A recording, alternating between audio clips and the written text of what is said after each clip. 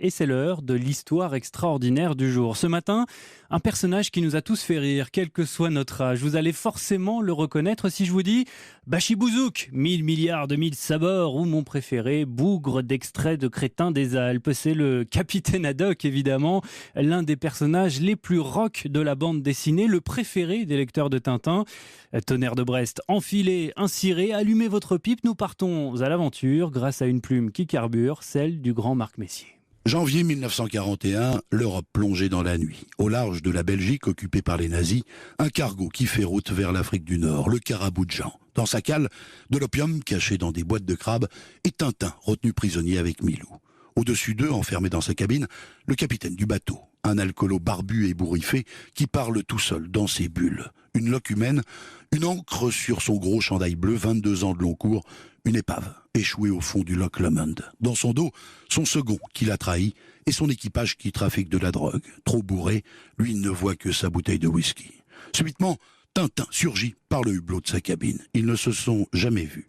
C'est là que commence leur histoire. En page 15 du Crabe aux pinces d'or, Haddock qui va devenir au fil des albums suivants le meilleur ami de Tintin, son complice et sa figure paternelle, celui qui du Tibet au Pérou, du Yémen à l'Arctique, suivra le blondinet et son chien-chien jusque sur la Lune. Haddock comme le poisson fumé anglais, la pipe toujours allumée, la barbe parfois incendiée, le cœur ardent, l'âme palpitante, le foie pas loin de la cirrhose. Un ivrogne romantique et flamboyant qui, après les premières aventures très politiques du jeune globe-trotter, va apporter de l'humour, de la picole, de l'humanité et des poils. Un Tintin glabre, satiné et souvent marmoréen. On passera sur toutes les fois où le capitaine a failli, bien malgré lui, tuer Tintin.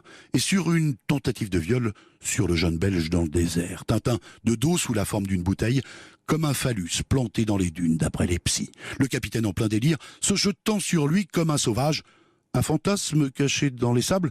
On ne saura jamais, mais les tintinophiles hétéros préféreront interpréter la scène comme la simple hallucination comique d'un poivreau en manque.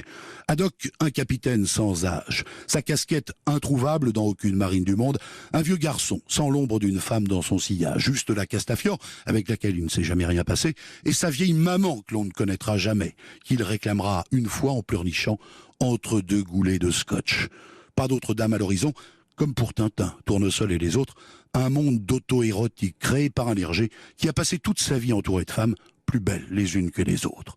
Le reste de la famille du capitaine se résumera à son aïeul, le chevalier François de Haddock, un marin de Louis XIV, dont il rachètera le château avec Tournesol à la fin du trésor de Rackham-le-Rouge. Moulinsart, la copie de Cheverny sans les ailes, mais avec Nestor. Haddock, une santé de fer, un type increvable, qui non seulement est un fumeur impénitent et un alcoolique invétéré, mais qui ne cesse de s'en prendre plein la gueule à longueur d'album. Des coups de matraque, de crosse, de tête, de poing, de pied, sans compter toutes les bestioles qui l'auront mordu, piqué, étranglé. Au total, 249 accidents médicaux répertoriés. N'importe quel autre personnage serait mort depuis longtemps. Des jurons qui montent d'un lit d'hôpital, des milliers de millions de mille sabords lancés au visage de médecins décontenancés. Haddock les traitant de tous les noms qu'il connaît. Les insultes les plus singulières du monde, aussi surréalistes qu'indolores. Qui n'a pas cherché dans le dictionnaire la définition de Bachibouzouk, d'iconoclaste, d'Olibrius ou d'anthropopithèque? Haddock et son goût prononcé pour les bougres les plus improbables, ces bougres de faux jetons à la sauce tartare ou ces bougres de papou des Carpates. Un vocabulaire destiné à échapper à la censure de l'après-guerre, bannissant les gros mots pour la jeunesse. Entre ces chouettes mal empaillées, ces incas de carnaval et ces mitrailleurs à bavette, il faudra chercher longtemps l'origine du vocabulaire haddockien. Chez Céline, l'écrivain qui admirait le plus Hergé, ou bien chez le frère ou la grand-mère du dessinateur, l'un militaire, l'autre maraîchère, deux parents aux mots très corsés, le mystère du capitaine restera entier. Haddock Archibald, on n'apprendra son prénom qu'au milieu de la jungle avec les Picaros dans le dernier album. Haddock, le personnage le plus maboule, le plus sentimental, le plus baroque des aventures de Tintin, peut-être dans le fond le véritable héros du chef-d'œuvre d'Hergé. Le capitaine Haddock, brillamment raconté par le bougre d'Europe 1, Marc Messier, voilà qui donne envie de redécouvrir les albums d'Hergé.